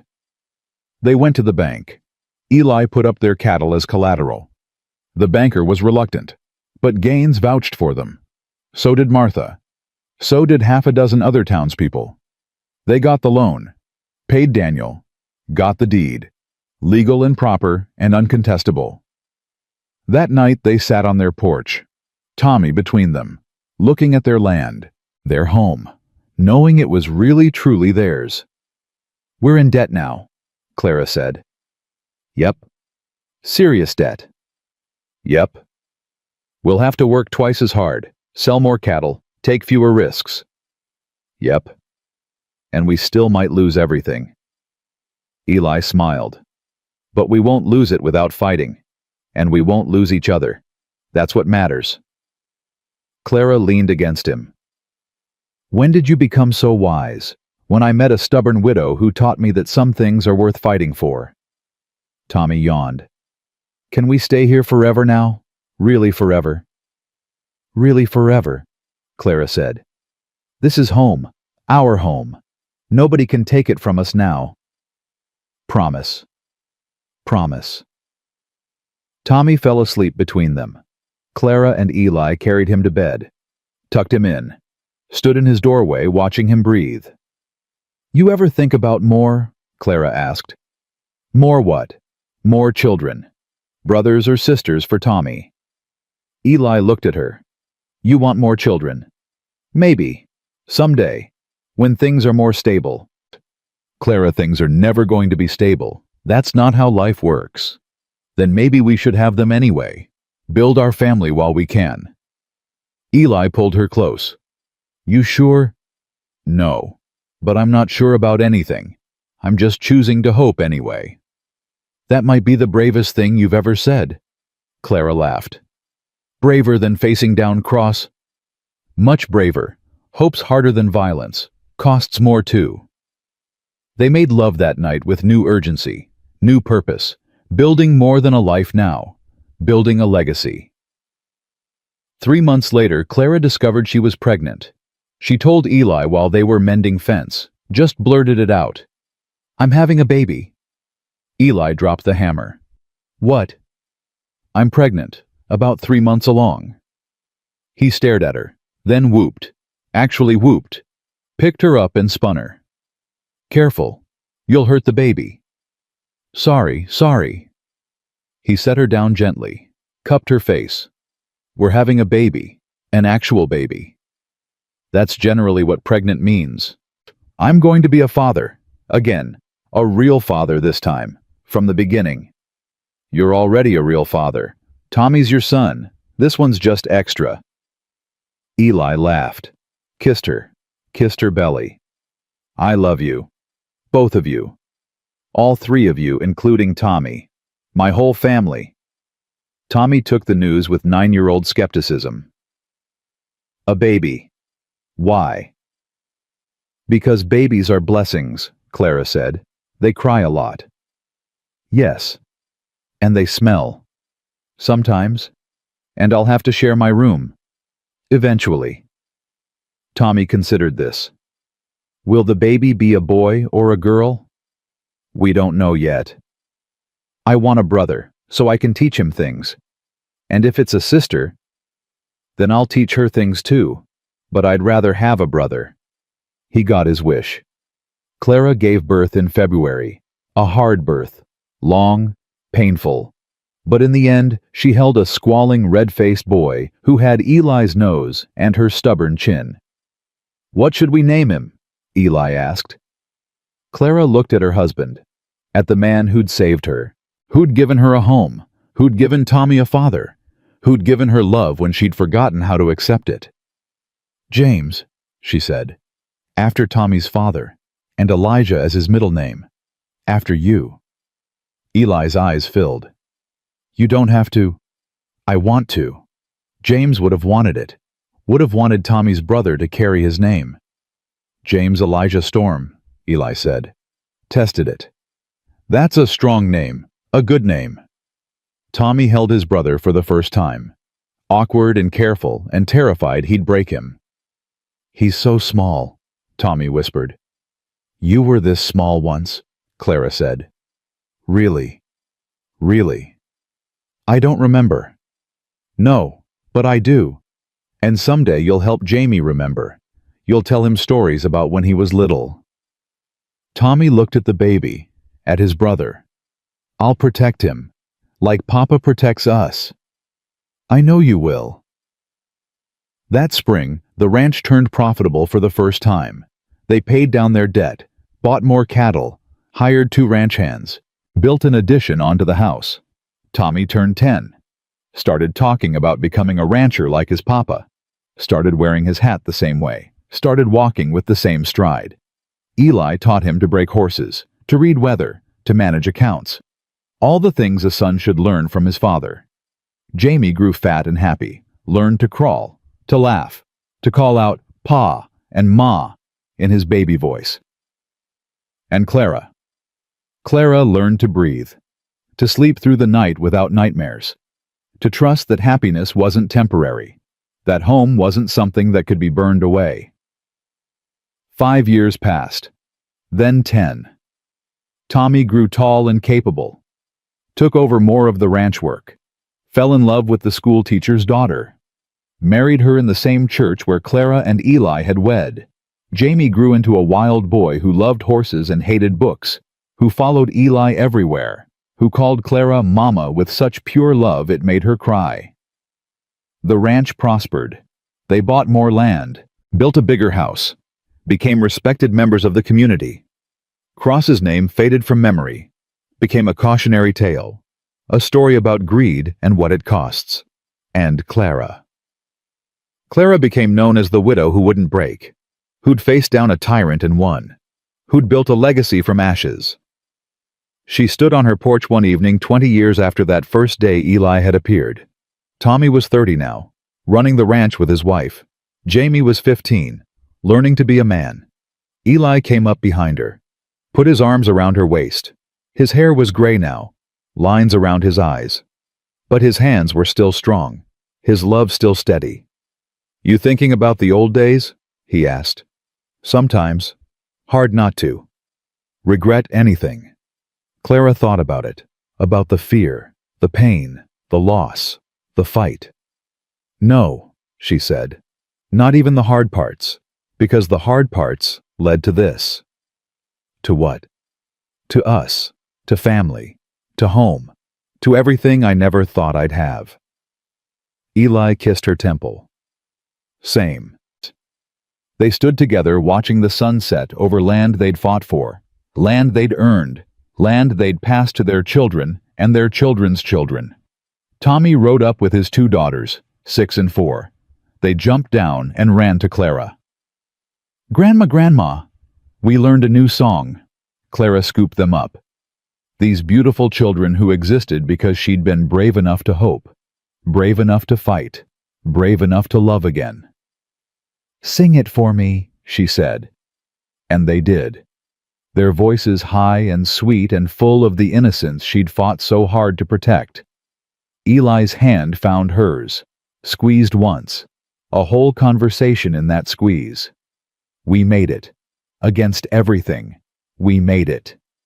"I love you," Clara said. "Still, always." "Still and always," Eli replied. "Until my last breath and beyond." Jamie appeared from the barn, tall now, strong, looked like his father, had his mother's fire. "Pa need help with the new foal?" "Sure, son, let's go." Father and son walked away together. Clara watched them go, felt Eli's granddaughters climb on her lap, felt Tommy's hand on her shoulder. This was what she'd fought for, not land, not water rights, not revenge.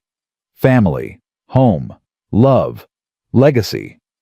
Cross had tried to take it from her, had tried to break her, had tried to erase her, but she'd won. Not by defeating him, but by building something he never could. A life worth living, a family worth fighting for, a home worth defending. And as the last light faded from the sky and the stars came out one by one, Clara Whitmore Storm knew with absolute certainty that she'd made the right choice every time she'd chosen to stay, to fight to love and to hope. Because hope in the end was the strongest weapon she'd ever had. And she'd won.